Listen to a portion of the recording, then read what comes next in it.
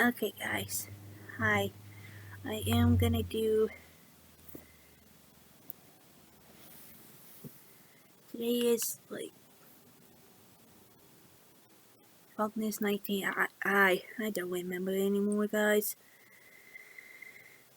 So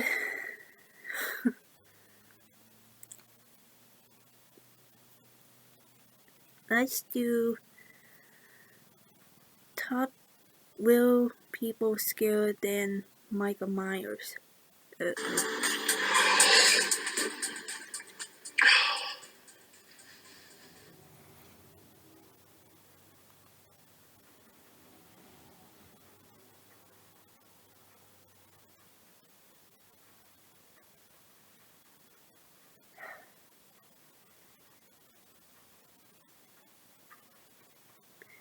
Hold on a minute, guys. I'm gonna have to restart my phone. Okay, never mind.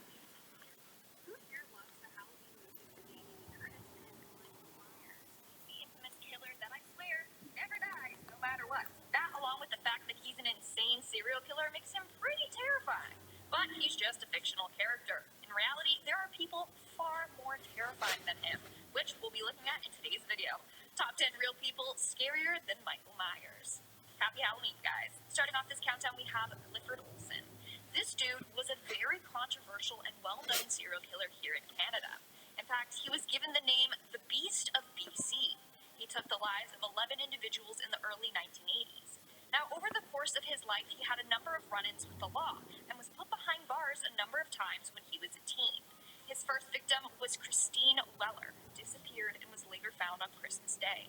She had been stabbed and strangled. Now, what makes his case so controversial was when he was caught, he made a deal with the RCMP. The deal was basically he would get paid for telling them the location of his victims' bodies. He got $10,000 for each victim. And then he would send the money to his wife and son. But imagine that, getting paid for your murders. They literally were rewarding him, which makes me sick to my stomach. In our 9th spot, we have Dr. Kitty. Why? But don't be fooled by this doctor's name. She's not cute or friendly. Now, Dr. Kitty's real name is Jingwei Wang. She would perform plastic surgery out of her Toronto basement under the name Dr. Kitty. Dr. Kitty? She was only 19 and had no license to do such procedures. Let alone did she have any proper training. She posted flyers around the city saying she does face slimming injections. In April of 2017, she got a couple of clients. One client had her face become botched from the injections after getting a massive infection. Needless to say, she was arrested and charged. In our 8th spot, we have Richard Chase, aka the Vampire of Sacramento. Why was he given this name? Well, because he was an American serial killer who would drink the blood of his victims before feasting on their bodies. It is said that he took the lives of 6 people in just 1 month in 1977 and 1978. Apparently he did this, though, because he thought the Nazis were turning his blood into powder through some poison, and he needed to drink other people's blood to prevent that or to counteract it. I don't know what he was thinking, but either way, he was a pretty scary dude. In our 7th spot, we have Wu Zetian. Wu Zetian was the only female emperor in China's history, but she was a ruthless one at that. Why? Well, apparently she killed her sister, her older brothers, the ruler, and poisoned her mother. Not only that, but she was known to torture and execute anyone who got in her way. Plus, she was known to force people into taking their own lives. Even animals had to fear her. This is what she said about taming a horse, and I quote, "First, I'll beat it with the iron whip. If it does not yield, I'll hit it with the hammer. If it still won't be tamed, I'll cut its throat with the knife." So that right there gives you just a perfect insight into the woman that she was. Moving on to number 6, we have Jack the Ripper. Of course, you have probably heard about Jack the Ripper or Jill the Ripper, since people think that it could have been a female serial killer, and maybe that's why she was never caught. Because all this time, they were looking for a man, you know? Meanwhile, she was a woman. Anyways, Jack the Ripper was an unidentified serial killer in London in 1888. To this day, they have never been caught. Obviously, they are probably deceased by now. Anyways, the killer would typically target women of the night who would work in bad areas in the East End of London. Some of the victims had their organs removed, and the which they were removed, made detectives think that the killer had some anatomical or surgical knowledge. Either way, it's believed that Jack took the lives of at least 5 women, but the number could potentially be higher. We're now at our 5th and halfway mark with Issei Sagawa. This guy's story makes me sick to my stomach. So on June 11th, 1981, Issei Sagawa invited his friend over for dinner. Little did she know, she was going to be dinner. He ended up shooting and killing her and then began to feast on her body over the next couple of days. Apparently, he always had the urge to eat the body of a beautiful woman. 32 years, he fantasized about this. In fact, he says that what he did was natural, and he wants to do it again. And what's horrifying is that he can't if he really wanted to, because he's a free man. So this all took place in France. When he was presented in front of a judge, he was ruled legally insane and unfit to stand trial. So they dropped the trial and sent him back to Japan with the order to be placed in a mental institution. But he didn't. Since the charges in France were dropped, the court documents were sealed, so the Japanese authorities couldn't get him. So they had no case against him, and he just walked free. Not only that, he became a minor celebrity in Japan. He appeared on talk shows and did interviews, and literally made a living off of his gruesome deed. I think the fact that he's still out there and can strike again at any moment makes him absolutely terrifying. In our 4th spot, we have Elizabeth Blake and Charles N.G. You're getting 2 minus 1 for this countdown number, so you're welcome. These 2 men worked together to commit some horrific deeds.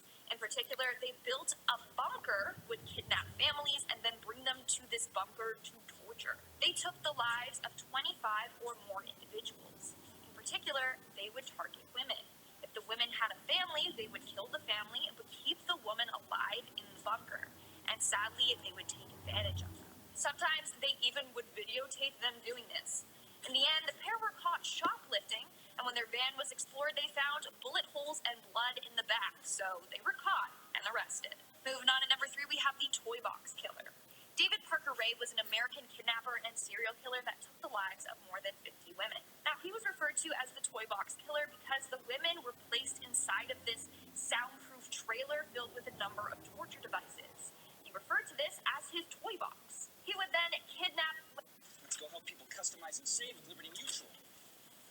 Okay, who sat at my desk?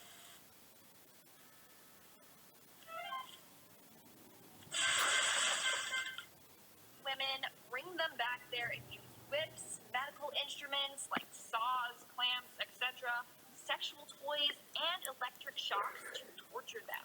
But before doing so, he would play a very creepy recording to the women. The recording talked in detail about what he was about to do to them. So he would psychologically torture them before physically torturing them.